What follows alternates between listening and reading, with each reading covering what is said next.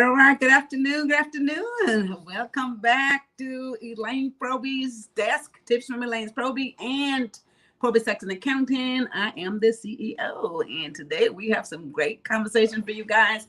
We're going to talk about your financial forecasting for Q4. Here we are in the end. At the beginning, actually, because October, November, December. October is the beginning of Q4, almost end of it.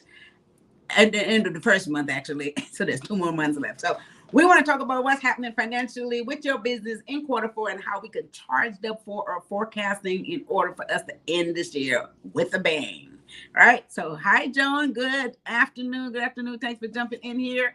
Guys, hit like and share on this video. This is going to be very exciting for all you business folks. We definitely have to make sure that we stay on top of this because we had all these major plans when we started the year. We have all our projections. We know what monies we're going to be making, and we projected all this stuff. So now we want to see how close we are to that mark and how much more we need to do in order for us to finish very, very strong in the Q4 of 2023. So that's what we're going to talk about today. So the first point, guys, when we speak of the financial forecasting, in the Q4, they had said economically the world economic was going to be increased by 3%. And towards the end of the year, which is the Q4, they said it's going to start slowing down a bit and going into 2024. Well, this is the picture that they got, and everybody has their own way of assessing what this is. So at the end of the day, it's going to be so confusing for what's going on in the world, and it's the economic and the growth point and all that stuff. What we want to do is focus on our business and make sure at least we know what we're doing inside of our own business. All right. So that's why we're having this conversation today. So the first point, guys, I want to talk about is your cash flow management. And I know we keep talking about managing your cash flow, but once again, if we don't manage your cash flow, everything is going to crash. If you are not staying on top of what you're making and what you're spending, just a very simple pill, that is a recipe for disaster, correct? And now you guys can agree with that. So that's from a personal perspective, and of course, definitely from a business perspective. So what is your cash flow management, right? What it is you've got to stay on top of your day-to-day process, monitor and analyze the monies that comes in the business and the monies that goes out the business. We talk about this all the time. I still have a lot of clients who have no idea what this is or how to manage this process. Now, let me emphasize, the quickest way for you to know what's happening is to stay on top of your accounting. And we keep talking about that. You cannot run and operate a business without having regular accounting done, which is the process that you account for the monies that comes in and the monies that goes out. So you need to have that in place in order to manage your cash flow. Cannot emphasize that enough, guys. I cannot emphasize that enough, right? So you have to know what's coming in, what's going out on a daily basis. You have to be able to calculate your revenue so that you know what is going. This is the thing. What is coming in? What are you making that month? What do you project to make? You have to know these things. And then you know exactly, identify those expenses.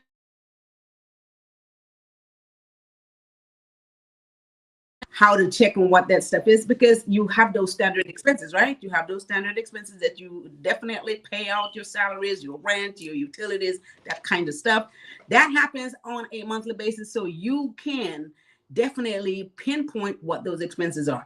Let's not lose sight of that, guys. We definitely have to make sure that we stay on top of this. And your cash flow management is very crucial to how you're going to wind up at the end of the year and how you're going to end the Q4.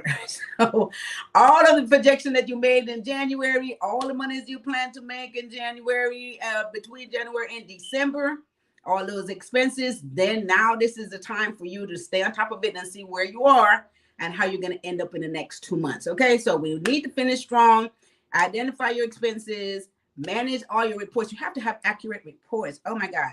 If you don't have accurate numbers, right? How are you going to be talking about some actual stuff? You must know that the numbers are accurate. So you have to pull all of your bank statements, all of the places that you spend money.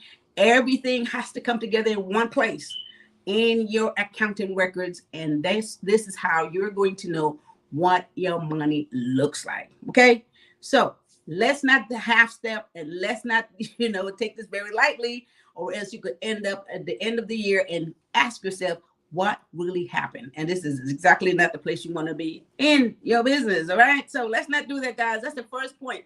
We are speaking of financial forecast for quarter 4. Here we are in October, just about over. So there's 2 more months left in quarter 4. So we want to see where we are and what we need to do in order to stay financially strong before the year is out. Okay. And whatever we need to do to make that happen, that's what we have to do. All right. So let's be prepared for that. Thanks for jumping on here, Risha. Yes. Good afternoon, Miss Elaine. Good afternoon, Risha. Rod Smith. Hi, how are you? Thanks for jumping in. So we're talking about the financial forecast for the fourth quarter of 2023. Again, the world economic forecast was that 3% will be 3.0% is where we should be, but it's going to be sliding down towards the end of the quarter into the first quarter of 2024.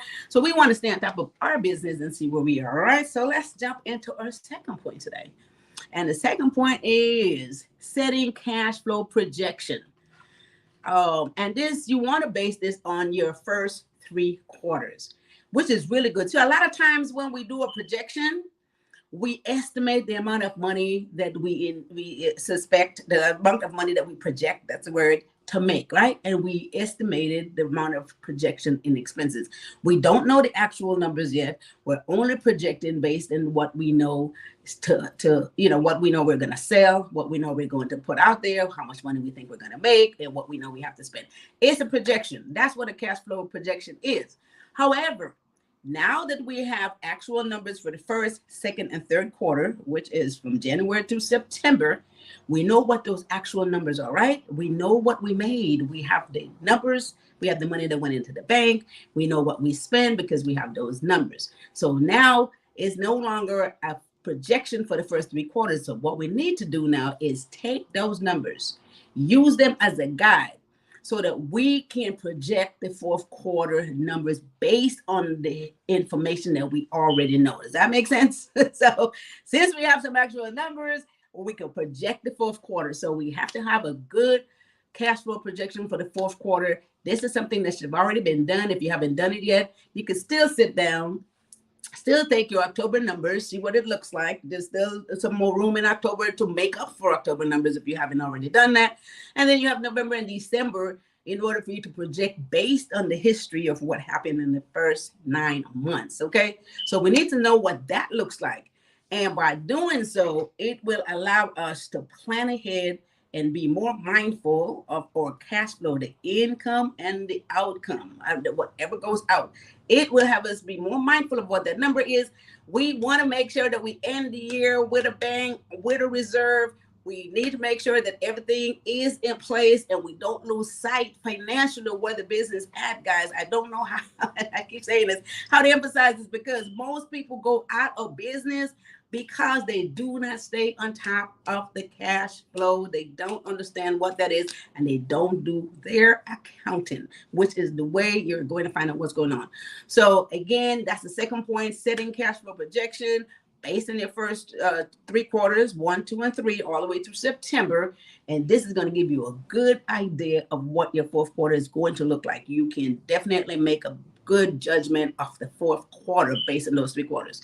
Now, of course, a projection is a projection. That's all it is. That number can change. And we want to be surprised, right? We want to definitely be surprised. We want to make sure that, hey, if we projected that we're going to make another $300,000 or $400,000 in the fourth quarter, and that becomes $500,000, then of course that'll be a pleasant surprise. However, we need to be realistic, and that is the projection that we have. We need to stick within those budgets. We need to stick within our expenses, and we need to stick to those goals so we could end the year on a positive note. All right. So let's see. Shiraz said something. She said, great information. This makes perfect sense. Yes, make perfect sense. Hey, learners, make sense for jumping in. Thank you for the hearts. We are talking about financial forecast for the fourth quarter. And, we always say, let's get to the finish line and you get that second win, as they say, and end with a bang. This is where we are right now. We want to make sure that we end 2023 with a bang. So we're going to stay on top of our finances, see where we are, and see what needs to be done so we can end on a high note. That's where we want to go. Okay, so financial forecast for the fourth quarter. And thanks for jumping in here, Norman Strong. Thank you for jumping on. All right, guys. So hit like and share on this video. Hit like and share on this video.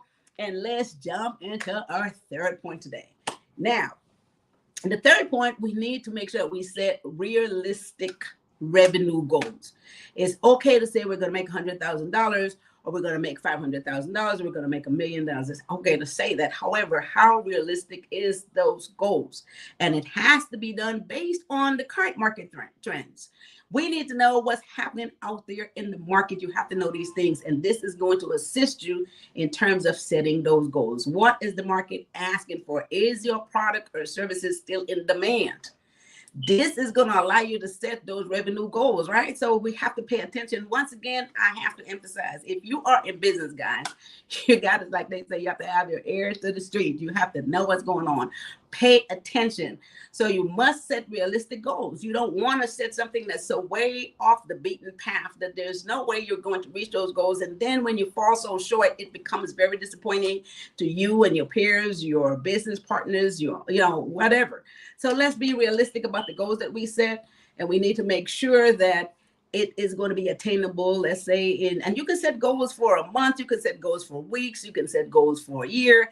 It is okay to do that and then adjust as you go along, right? So it could be quarterly goals, it could be monthly goals, and of course it could be annual target goals. But make sure that it's realistic, that you could hit the mark. This is what you want to do. You want to hit the mark.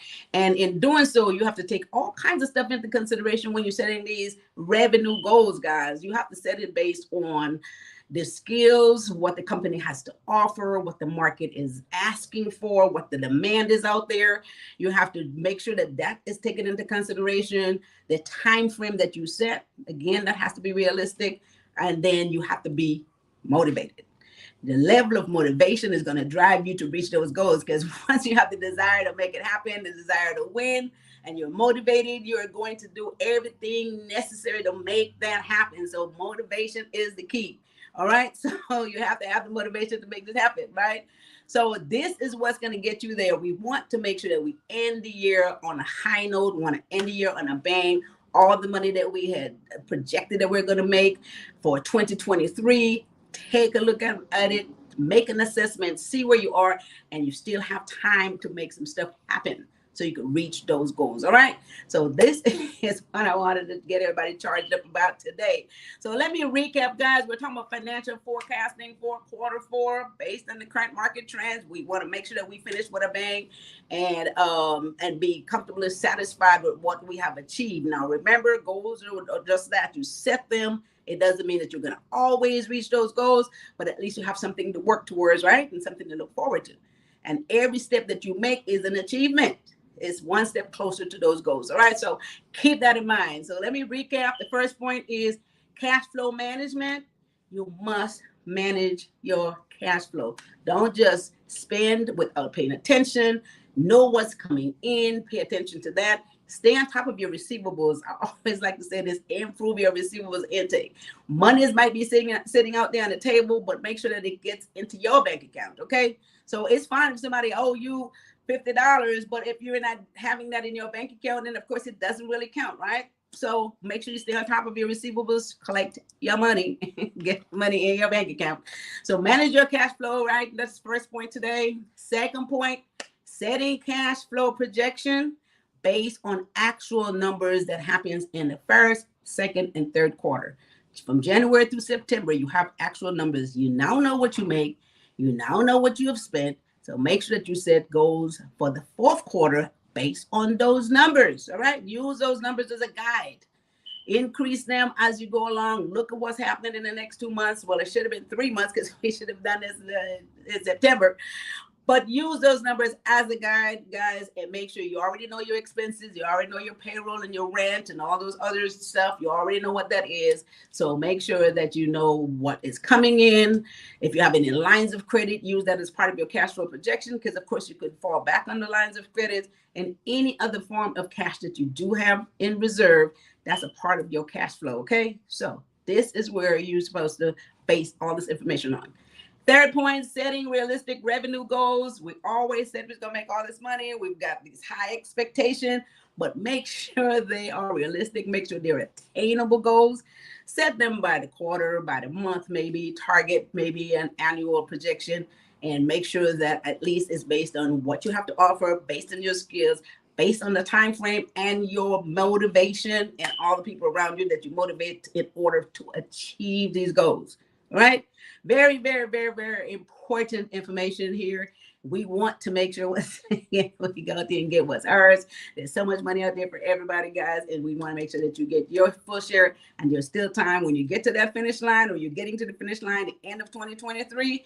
You want to gear up and you want to get that second win, as they say, or that third win, whatever that is, and take you to the finish line so you can finish strong. All right, that's what we're talking about today. So that covers my 3 points. And guys, again, if you do not know how to set a cash flow, how to do a budget, how to read your financial statement to know if you're making money. A lot of people that doesn't understand the financial statement. They don't understand what's happening with the bottom line. When people talk about the bottom line, they're not really aware of how you measure cash flow. There are videos. I did a whole course on your financial statement, how to read it, how to read your balance sheet, show what cash is in the bank and all that good stuff, what your receivables look like. All this information is at elainesdesk.com. I did a whole course on all this stuff, and then there's a whole section on how to read your financial statement. Everyone in business needs to know how to read a financial statement. What's in the balance sheet, what you own, what cash you own, what assets you own, what liability you have, and what your income and your expenses are, what the bottom line profit is, because we're not talking about loss, profit is, and what that is and how it flows on. So go to elainesdesk.com, guys. Check out that video. You must know how to do this. You must learn how to do this if you want to be successful in business. All right. So with that said, you guys can get a free 15-minute consultation from me with more information on this stuff. Go to PROBY'S.com, book yourself a 15-minute free consultation, or call the office 323-290-9034. And you can book a 15-minute free consultation with me. I'll be happy to clarify some of this stuff for you guys, point you in the right direction, assist you through the process. There's a lot of coaching that I can do as well. You guys can just check it out. So go to PROBY'S.com and check that out, and or call them at the office. Thanks for jumping on here, Laverne Smith. Yes. Joan says thank you. Thank you. I always got to see this. Thank you for great information. Thank you, Joan. All right, guys. So that's it for today. Okay. So I want to make it quick and easy so that you guys can retain this information. Come back to me and listen to this video if you miss anything. And we're here again on Thursday. And what are we talking about on Thursday? Let's see. Thursday. And I have to put this on again. I don't know why this don't keep this thing on. This Thursday, October 26th, discuss the top 3 mindset mastery tips to maximize revenue. So, how we talk about mindset, everything is the power of the mind.